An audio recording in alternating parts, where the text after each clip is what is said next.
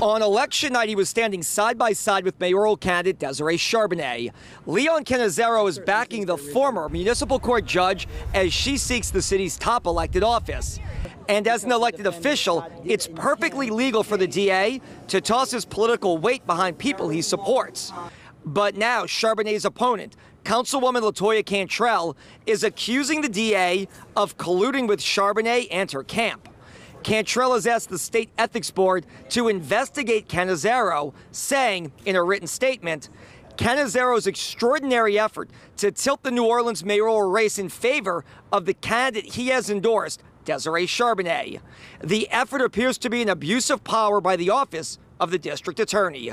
Cantrell's request comes after WDSU Investigates uncovered what some feel are questionable purchases Cantrell made on a city credit card. Purchases that could be personal or campaign related with no official city business purpose.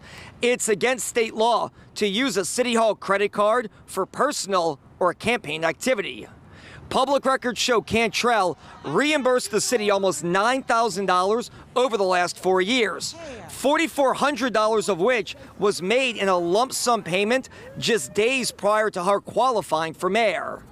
Hours after the story broke, Cannizzaro's office announced it had received an anonymous complaint against Cantrell, and due to his support of Charbonnet, he referred the matter to the state's attorney general, a move that clearly upset Cantrell, who added in her statement, "The following is undeniable. The district attorney is an all-in supporter of Desiree Charbonnet." Charbonnet's campaign spokesperson fired back, saying, "This is another cynical attempt to distract people from Cantrell's mounting legal problems because she put personal and campaign expenses on her city credit card." And we should point out that in the last 60 minutes, the DA's office did respond in a written statement saying they took no position on this credit card issue. They only accepted the information and then passed it on to the state's attorney general. For now, we're live at City Hall. I'm Travers Mackle, WDSU News. All right, Travers, thank you. We have more coverage of the Cantrell credit card controversy and the 2017 mayoral race on the WDSU app. Two former St. Tammany deputies are on the wrong side of the law, indicted on charges on malfeasance in office. Both were fired. 35-year-old Kenneth Zalajesk of Folsom is accused of taking marijuana and other contraband from a private citizen while on duty. And 33-year-old Jordan Hollenbeck of Slidell is accused of establishing a relationship with an illegal pill distributor to get drugs. Also in the North Shore here, St. Tammany Parish, a teenager is formally accused of killing his stepfather. The DA says 17-year-old Daniel Hamilton of Ragley killed James Hamilton sometime between March 4th and the 7th of 2016 at their Covington home. Daniel Hamilton is also charged with trying to hire a hitman to kill 2 other people last month. Guilty on all charges, accused Endymion drunk driver Nielsen Rizzuto avoids a trial by pleading guilty to all remaining felony charges in criminal district court today. The crash sent 24 people at the parade to the hospital, many with serious injuries. Jennifer Crockett is at criminal district court with the penalty he now faces. The most serious charges Rizzuto pled guilty to today are 11 counts of first-degree negligent injuring, each carrying a max sentence of up to 5 years in jail. Those sentences could be stacked consecutively, adding up to 55 years behind bars. But that's only if the judge decides to go beyond the more typical sentence of serving all of that time at once, which would be just under 4 years with time served. Rizzuto has pled guilty to crashing his truck into a crowd of people packing the Endymion parade route in February. At the time, his blood alcohol level was 3 times the legal limit in Louisiana. Still, survivors of the crash who spoke in court today said Rizzuto should not spend most of his life behind bars. It doesn't help me at all. He needs to be connected with us and see these are life-changing decisions that you make. And in the blink of a second, everything can change for people. And he's so lucky that no one was killed. Rizzuto will be sentenced on all charges on January 12. His attorney said that he will address the victims at that time. Reporting at Orleans Criminal District Court, I'm Jennifer Crockett, WDSU News.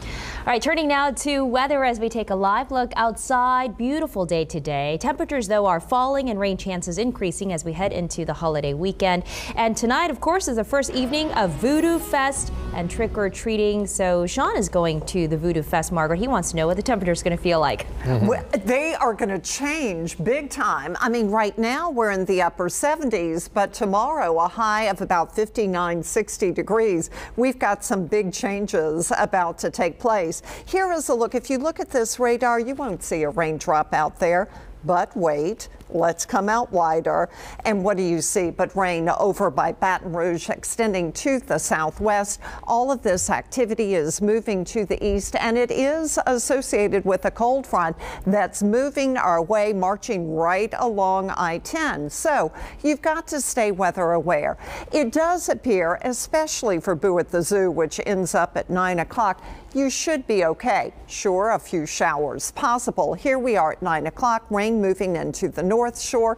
And notice how these temperatures are staying around 70 degrees. Then here comes the rain right here at midnight, North Shore into the lake. So if you're at Voodoo Fest, you really do need to keep an eye to the sky. Then it's scattered overnight and your temperatures are going down. 6 o'clock, you're in the upper 40s to the mid 50s. And let me tell you, the wind is going to blow. When this mess blows out, and the sun will shine coming up in a moment.